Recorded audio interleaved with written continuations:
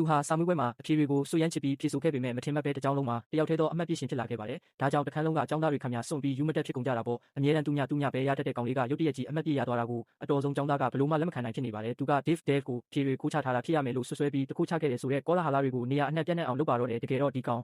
လေးရဲ့နာမည်က Dave ပါအတန်းဖော်တွေကသူ့ကိုသူညဘရင် Zero King လို့ခေါ်ကြတာပေါ့။အကြောင်းကတော့ဖြေခဲ့တဲ့မြစာမေးပွဲတိုင်းမှာသူညမှတ်ချီပဲရလို့ပါဆရာတွေကပင်သူ့ကိုမျှော်လင့်ချက်မရှိတော့တဲ့သူအဖြစ်လက်လျှော့ထားကြတာပါ။ဒါပေမဲ့ Dave ကတော့သူညတွေဘာတွေလုံးဝဘီယူမဆိုင်ပါဘူး။သူဟာသူ့ရဲ့စွမ်းရည်အစစ်အမှန်ကိုတမင်ဖုံးကွယ်ထားတာတသက်ပဲဖြစ်ပါတယ်။ Dave ရဲ့တူမလေးဟာဒီလိုမဟုတ်မမှန်ဆွဆွဲခံရတဲ့တဲ့တင်ကိုကြားသိသွားတဲ့အခါထိုအတန်းထဲကအတော်ဆုံးကျောင်းသားကိုမျက်နှာချင်းဆိုင်သွားရောက်ရင်ဆိုင်ပါတော့တယ်။ဒါပေမဲ့ထိုကျောင်းသားကတောင်းပန်မဲ့အစားတူမကိုရက်ဆက်နှိမ့်ချစော်ကားလိုက်ပါတယ်။ဒါကိုသိသွားတဲ့ Dave တယောက်နောက်ဆုံးတော့စိတ်ပေါက်ကွဲသွားပြီးသူ့ရဲ့အရေးချင်းတွေကိုဆက်ပြီးဖုံးကွယ်မထားတော့ဘူးဆုံးဖြတ်လိုက်ပါတယ်။သူဟာ TV ဗဟုသုတပြိုင်ပွဲ challenge ထဲကိုဝင်ပြိုင်ပြီးထိုပါရမီရှင်လို့အမွှမ်းတင်ခံထားရတဲ့ကောင်လေးကိုသူ့ရဲ့စွမ်း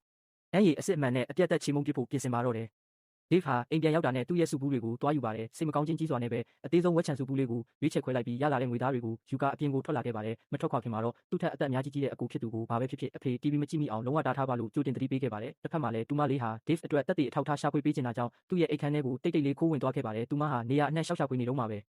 စာအုပ်စင်ပေါ်ကအင်္ဂလိပ်လိုကြီးတီးတန့်ရေးထားတဲ့စာအုပ်တအုပ်ကိုလှမ်းမြင်သွားပြီးအံ့ဩမြင်သက်သွားခဲ့ရပါတယ်။စာမေးပွဲကြလေးရှိတဲ့ Dave လိုကျောင်းသားမျိုးကအင်္ဂလိပ်စာအုပ်တွေကိုဘယ်လိုလုပ်ဖတ်နိုင်ရတာလဲဆိုပြီးတော့ပေါ့တူမဟာတိတိကျကျထပ်ကြည့်လိုက်တဲ့အခါစာအုပ်ပေါ်မှာစာကြည့်တိုက်ရဲ့တစ်စိတ်တုံးကိုတွေ့လိုက်ရပါတယ်။တူမဟာရွာမှာတစ်ခုတည်းသောစာကြည့်တိုက်စီကိုအပြေးလွှားသွားရောက်ပြီးစင်ပေါ်ကစာအုပ်တအုပ်ကိုကြာပန်းလန်းယူကြည့်လိုက်ရအထဲမှာ Dave ရဲ့စာအုပ်ငါးရမ်းမှုမှတ်တမ်းကပ်ပြားကိုတွေ့လိုက်ရပါတယ်။နောက်ထပ်စာအုပ်တအုပ်ကိုထပ်ယူကြည့်တဲ့အခါမှာလည်းဒီတိုင်းပါပဲတူမတယောက်လုံးဝကိုအံ့ဩမြင်သက်သွားခဲ့ရပါတယ်။သူညဘရင်လို့လူသိများတဲ့ Dave ဟာဒီစာကြည့်တိုက်ထဲကစာအုပ်မျိုးစားတိုင်းကိုတအုပ်မကျန်ဖတ်ရှုခဲ့တာဖြစ်ပါတယ်။တူမဟာအချိန်မဆိုင်ပဲစာအုပ်ငါးရမ်းနဲ့ကပ်ပြားတွေကိုအကုန်စုဆောင်းမိတူတော့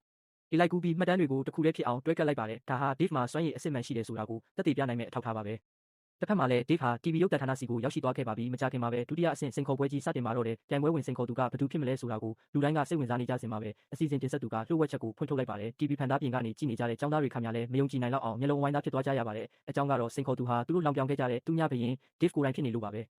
Dave ကသူ့ကိုယ်သူစတင်မိတ်ဆက်ပါတယ်။သူဟာတကြောင်လုံးမှာအဆင့်နောက်ဆုံးပိတ်ကျောင်းသားဖြစ်ပြီးစာမေးပွဲတိုင်းမှာသူညမှတ်ပဲရတတ်လို့သူ့ရဲ့အမိပြောင်ကသူညဘရင်ဖြစ်ကြောင်းပြောလိုက်တဲ့အခါပွဲကြည့်ပရိသတ်တွေစီကရေတံတွေဝုန်းကနေထွက်ပေါ်လာပါတော့တယ်။ဒါပေမဲ့သူဒီနေရာကိုရောက်လာရတဲ့အစစ်မှန်ကြောင်းရင်းကိုတော့ဘယ်သူမှမသိကြပါဘူး။သူဟာထိုပါရမီရှင်ဆိုသူတွေကိုအမှုန့်ချေပစ်ဖို့ရောက်လာခဲ့တာပါ။အခုတော့ပြိုင်ပွဲကြီးတရားဝင်စတင်လိုက်ပြီဖြစ်ပြီးပထမဦးဆုံးထွက်ပေါ်လာတဲ့မေးခွန်းကတော့သူ့အတွက်